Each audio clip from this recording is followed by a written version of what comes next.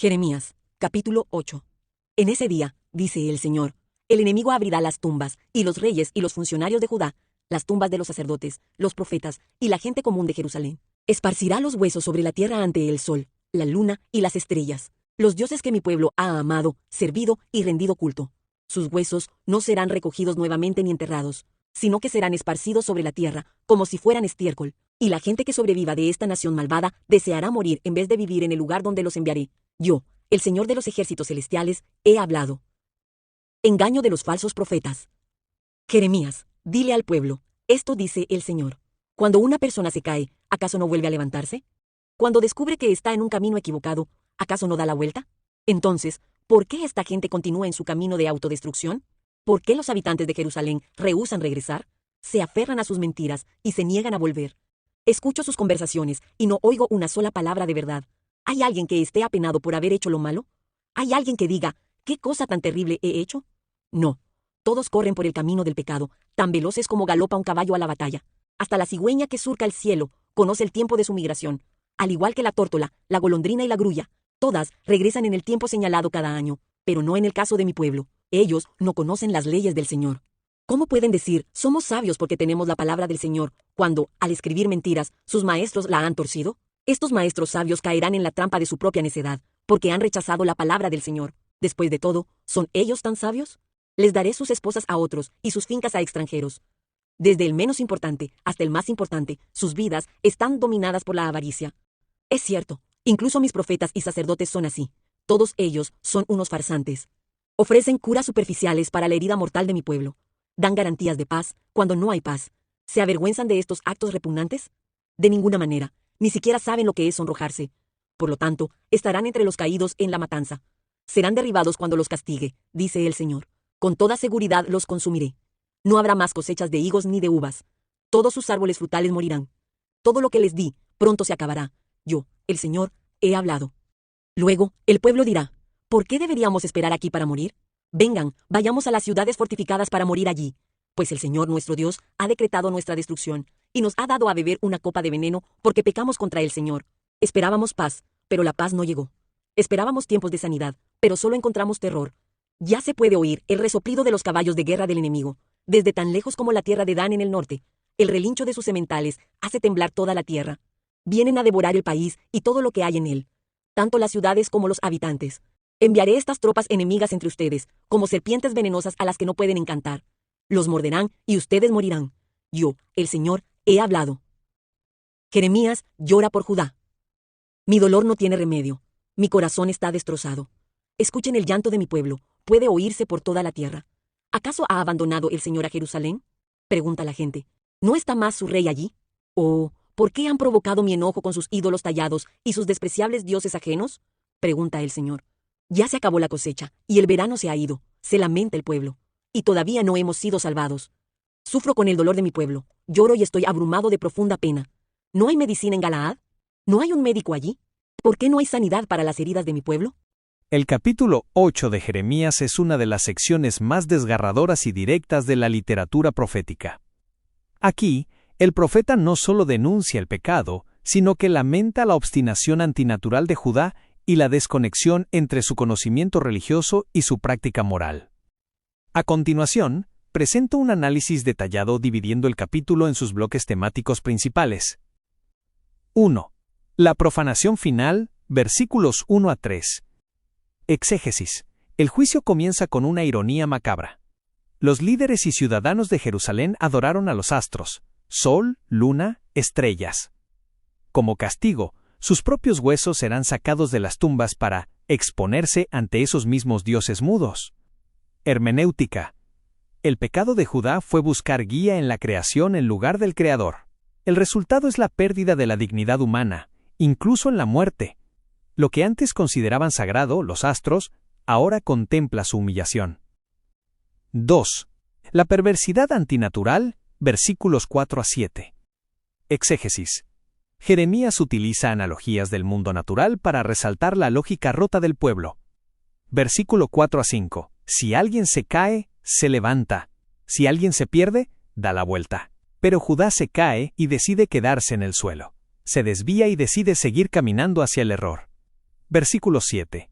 Las aves migratorias, la cigüeña, la tórtola, la grulla, conocen el tiempo de su retorno por instinto. Hermenéutica. El profeta argumenta que el pecado de Israel es irracional. Hasta los animales tienen más discernimiento espiritual que el pueblo del pacto, porque ellos obedecen las leyes de su naturaleza, mientras que el hombre ignora las leyes de su Dios. 3. La falsa sabiduría de los escribas, versículos 8 a 12. Exégesis. Aquí aparece una crítica feroz a la élite intelectual. Versículo 8. La pluma mentirosa de los escribas ha cambiado la ley en mentira. Es una de las primeras referencias bíblicas a la manipulación de los textos sagrados o su interpretación. Versículo 11. La famosa frase, curan la herida de mi pueblo con liviandad, diciendo paz, paz y no hay paz. Los líderes daban un diagnóstico falso, optimismo superficial, para una enfermedad mortal, el pecado. Hermenéutica. El conocimiento académico o religioso sin obediencia es peligroso. Los escribas usaban la Biblia para validar sus propios intereses, creando una falsa sensación de seguridad. 4. El juicio de la naturaleza y la invasión, versículos 13 a 17. Exégesis. Dios decide cosechar, pero no encuentra frutos, higos o uvas. Versículo 16. Se describe el avance del enemigo desde Dan, al norte. El sonido de los caballos hace temblar la tierra. Es una referencia al inminente imperio babilónico. Versículo 17. Se compara al enemigo con serpientes y basiliscos que no pueden ser encantados. El juicio es inevitable y letal. Hermenéutica. Cuando el pueblo de Dios rechaza su protección, queda expuesto a fuerzas que no puede controlar ni encantar, con retórica religiosa. 5. El duelo del profeta y de Dios, versículos 18 a 22. Exégesis. Esta es la sección más emotiva, donde la voz de Jeremías y la de Dios se mezclan en un solo llanto. Versículo 20. Pasó la siega, terminó el verano, y nosotros no hemos sido salvos. Es un proverbio de desesperanza absoluta. Se acabaron las oportunidades agrícolas y el hambre es segura. Versículo 22. Asterisco, ¿no hay bálsamo en Galaad? ¿No hay allí médico? Galaad era famoso por sus resinas medicinales. La pregunta es retórica. El remedio existía, el arrepentimiento, pero el pueblo se negó a aplicarlo. Hermenéutica. Aquí vemos el patos de Dios. Dios no castiga con alegría, castiga con el corazón roto.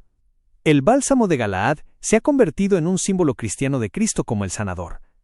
Pero en el contexto original de Jeremías era un grito de ironía y tristeza por una sanidad rechazada.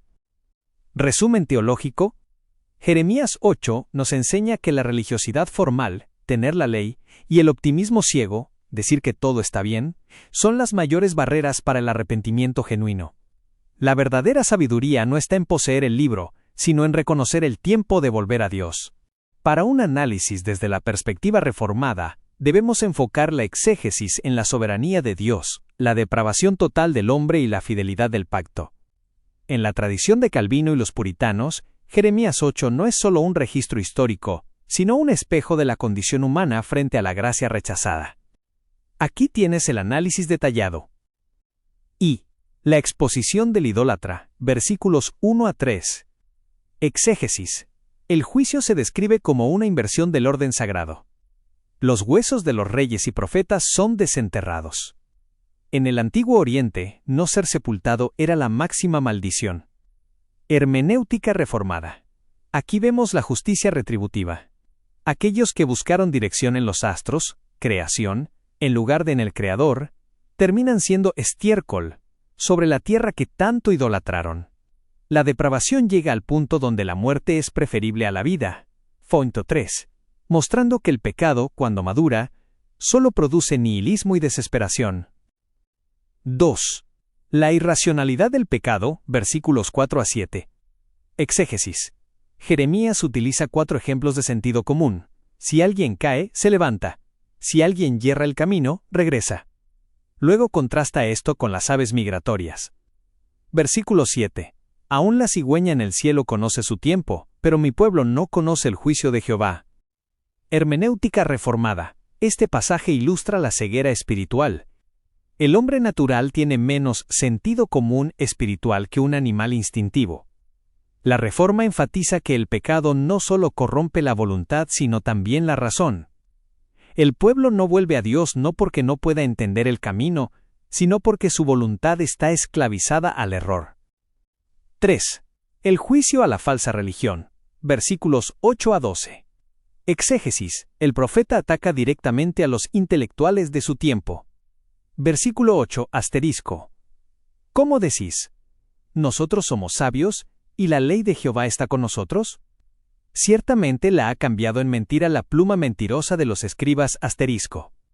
Hermenéutica reformada. Este es un punto crucial sobre la sola escritura. Jeremías denuncia que los escribas habían creado una tradición que anulaba el mandato divino, similar a lo que Jesús diría de los fariseos. La paz superficial. Fente 11. Los falsos profetas sanan la herida con liviandad. Para la teología reformada, esto es el falso evangelio que ofrece consuelo sin arrepentimiento o justificación sin santificación. Es el peligro de una iglesia que busca ser relevante y positiva mientras ignora la santidad de Dios. I.V. El juicio de la esterilidad, versículos 13 a 17. Exégesis. Dios viene buscando frutos en su viña, Israel, pero solo encuentra hojas secas. El castigo viene del norte, Dan, con la invasión babilónica. Hermenéutica reformada.